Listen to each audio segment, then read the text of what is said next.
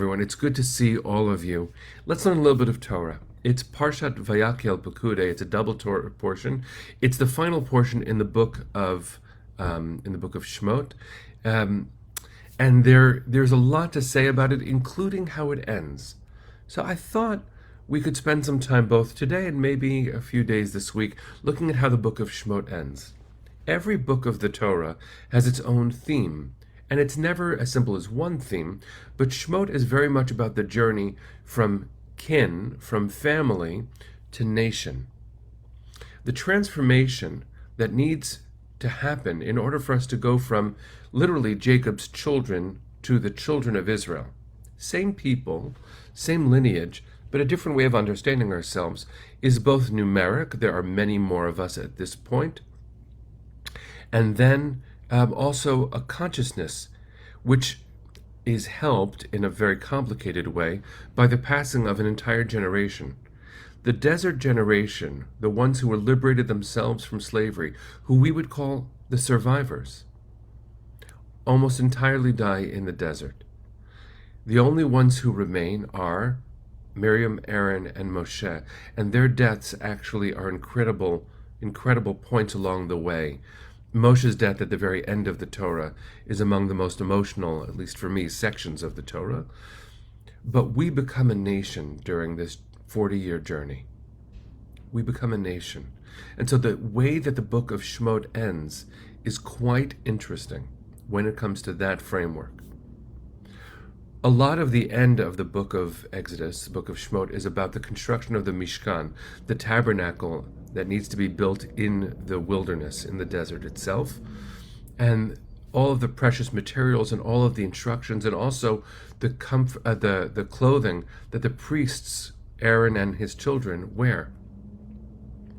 At the very end, the Mishkan is constructed, and God's cloud rests upon it, showing that they built it right. It worked. This will be a nexus point for us and for God. And what an interesting thing it is to consider that until this point, there was no place or thing where Bnei Israel would go. We'll say Jews, even though they were Israelites at the time. There was no Jewish space for connecting with God. Because in fact, any space could be the space connecting with God. This is God's created universe.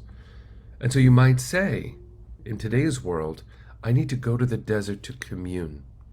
I need to leave all the trappings of civilization behind. Of course, my phone would be in my pocket. I'd be wearing clothing that I could change. And so it's actually very hard to say those words, leave all the trappings of civilization behind. But to go to the desert where there are no blinking lights and to look up at the sky is a way of finding God. How interesting in the midst of the desert, in the ancient Israelite experience, they needed a focal point to know where to meet God. That was going to be the center of the camp, and I wonder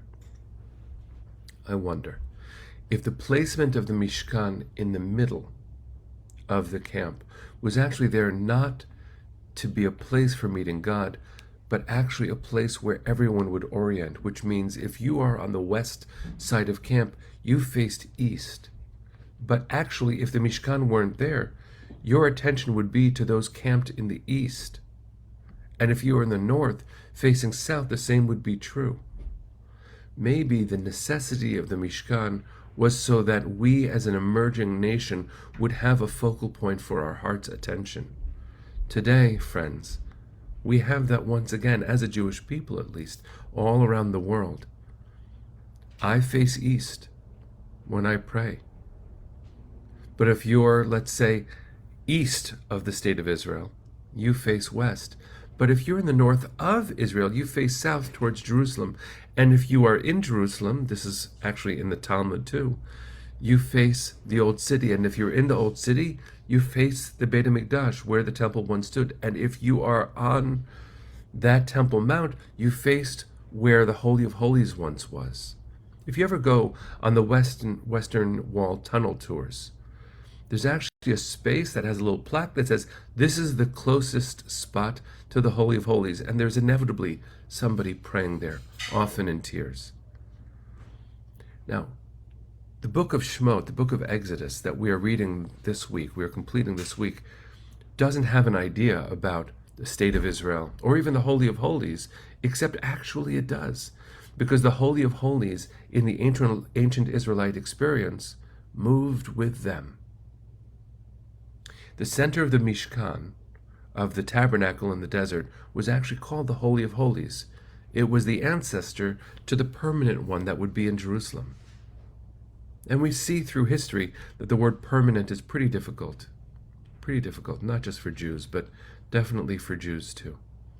And the fragility of our homeland these days, to see hundreds of thousands of Israeli citizens, Jewish and not, waving Israeli flags, acting, marching, protesting for the sake of our beating heart. To see stalwart Zionist Jews in the diaspora, I'm one, and there are many, thank God, imagining I share that with many of you, speaking up for our home, for our beating heart. Ultimately, the reason for this is that our beating heart is a way that we connect one to the other, from north through that beating heart to the south, west to the east, east to the west. The focal point for the Jewish heart today is that Holy of Holies, but I don't actually mean a physical place on the Temple Mount where Aaron the priest used to go in and offer a sacrifice. I mean the Jewish home where creativity and music and art and safety and future planning, and yes, high-tech and silliness, and yes, complicated political machinations, it all happens there.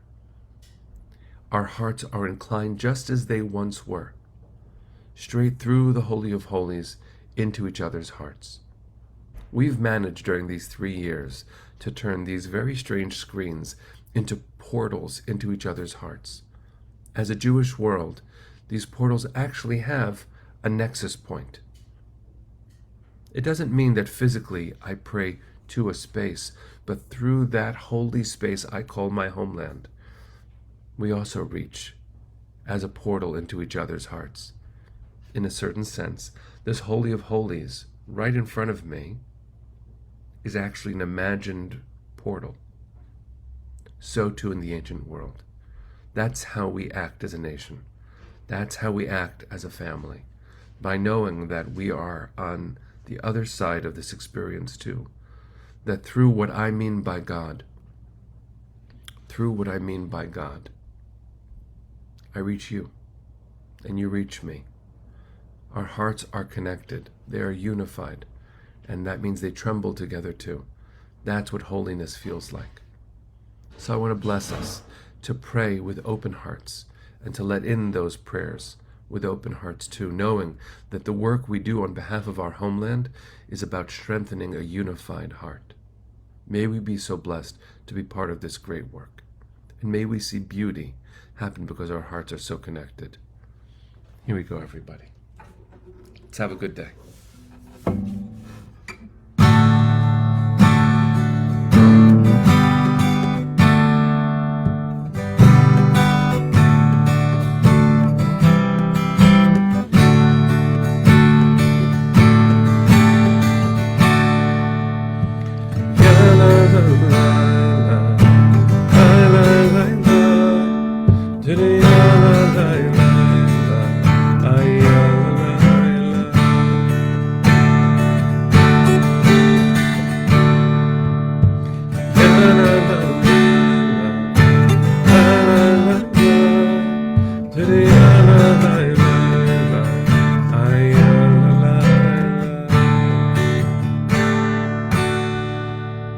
Bless you all, friends. See you soon.